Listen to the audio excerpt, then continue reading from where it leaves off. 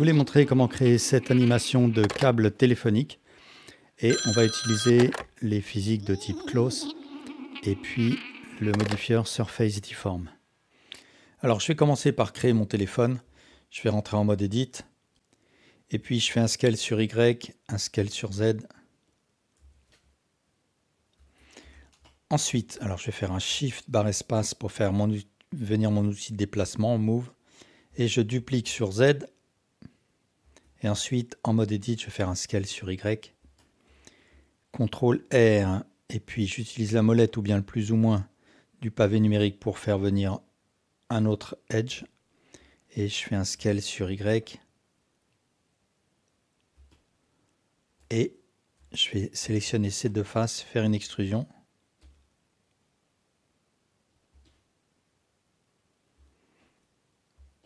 Alors, je vais un petit peu élargir. Je fais un scale sur Y. Et puis là, je vais peut-être faire un scale sur X.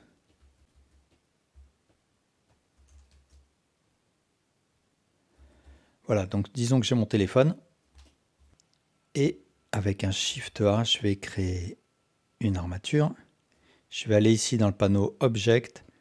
Et sous Viewport Display, je vais choisir d'activer l'option In Front de manière à pouvoir voir mon armature à travers. Je rentre en mode Edit et puis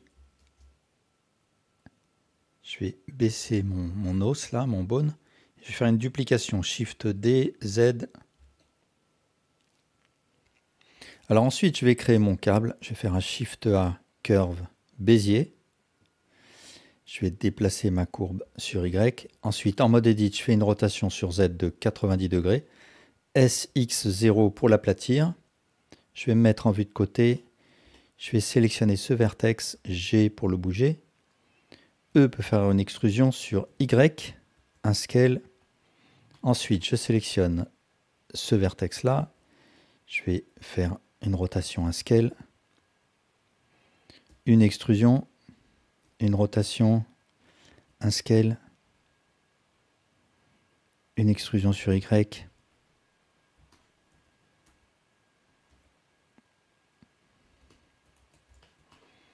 Ensuite, je vais dans le panneau Data et sous Géométrie, Bevel, je vais augmenter la valeur Depth de manière à donner de l'épaisseur à ma courbe.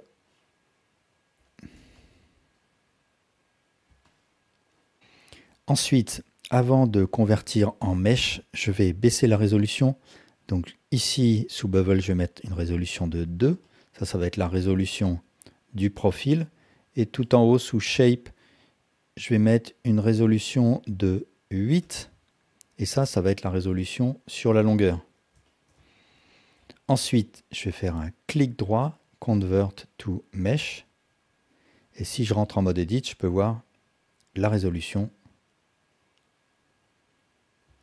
Alors, pour homogénéiser un petit peu, je vais faire Alt Z pour voir en transparence. Je peux supprimer la plupart de ces edge loops là. Je sélectionne cela, cela. Et je fais un CTRL X pour dissoudre.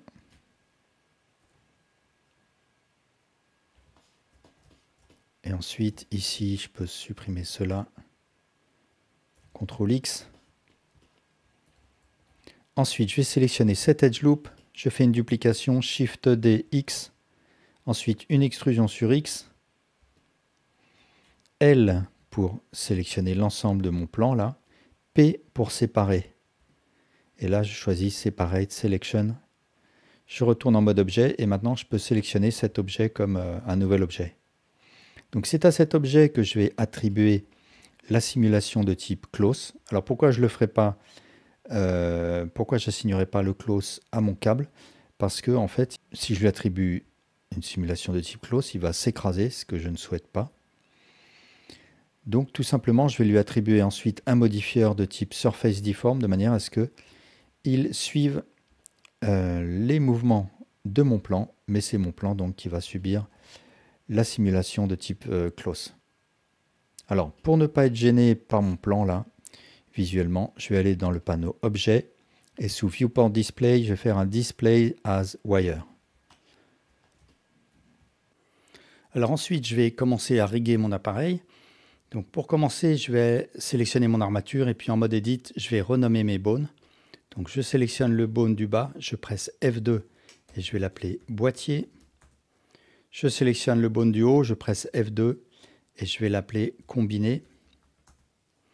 Ensuite, de retour en mode objet, je sélectionne mon combiné, je fais Shift, je sélectionne l'armature, CTRL Tab pour passer en mode pause. Je sélectionne le bone du haut et je fais un CTRL P, Set Parent to Bone.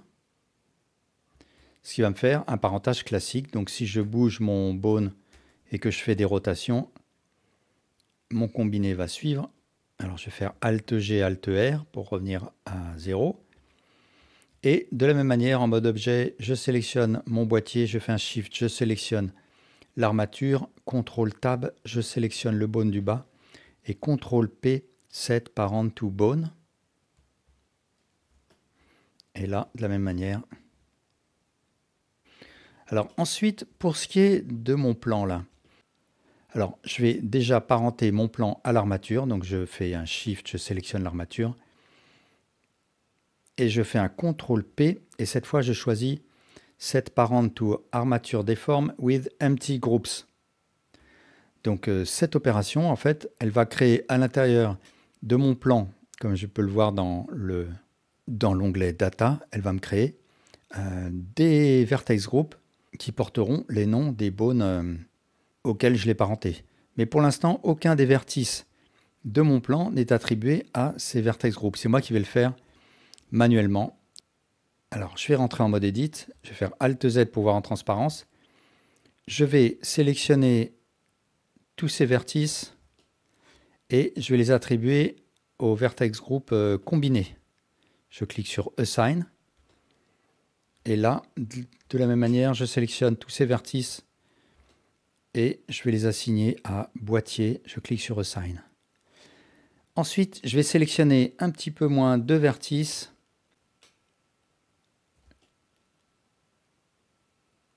Je vais créer un nouveau vertex group que je vais appeler Pin. Et j'assigne ces vertices au groupe Pin.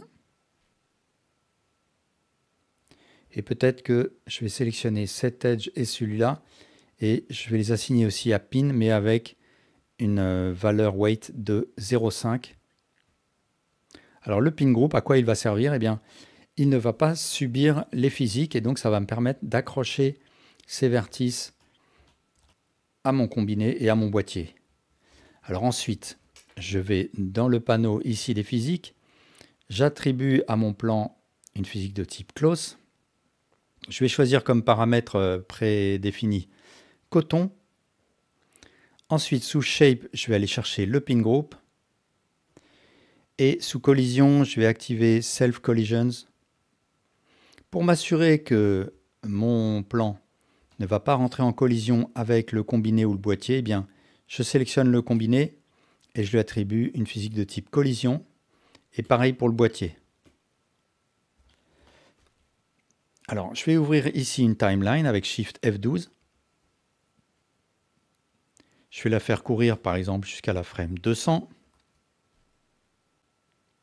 Et je vais créer une petite animation. Alors, je sélectionne mon armature, je passe en mode pause avec CTRL Tab. Je vais me mettre, par exemple, à la frame 20. Je sélectionne tout, je presse I. À la frame 40, par exemple, je vais déplacer mon boîtier ici. Je vais déplacer mon combiné ici. Je vais faire une rotation sur X.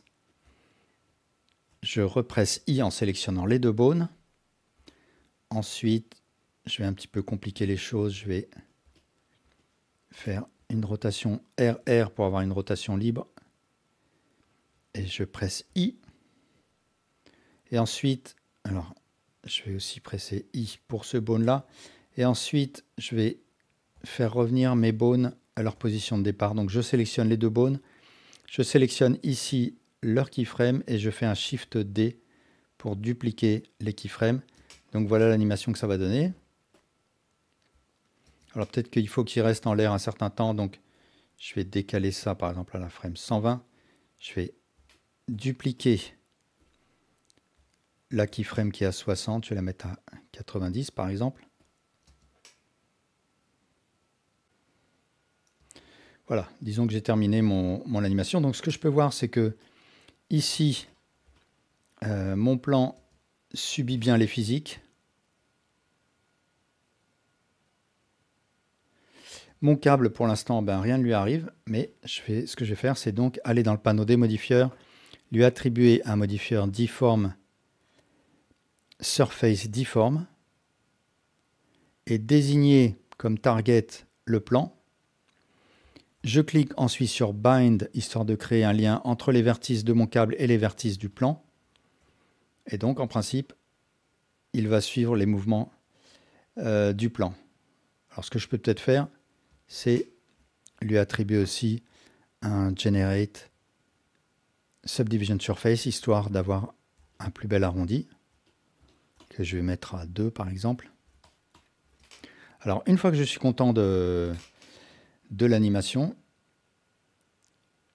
et surtout pour éviter les bugs, je vais sélectionner mon plan, je vais dans le panneau des physiques, et sous Cache, je détermine la fin de ma simulation. Donc, moi, je vais mettre 200 puisque mon animation fait 200 frames. Et je clique sur Bake, histoire de faire un précalcul. Ensuite, si jamais je fais une modification dans un paramètre, eh bien, il faut d'abord que je fasse un Delete Bake, que je fasse ma modification et je refais un Bake. Voilà, ben merci beaucoup pour votre attention.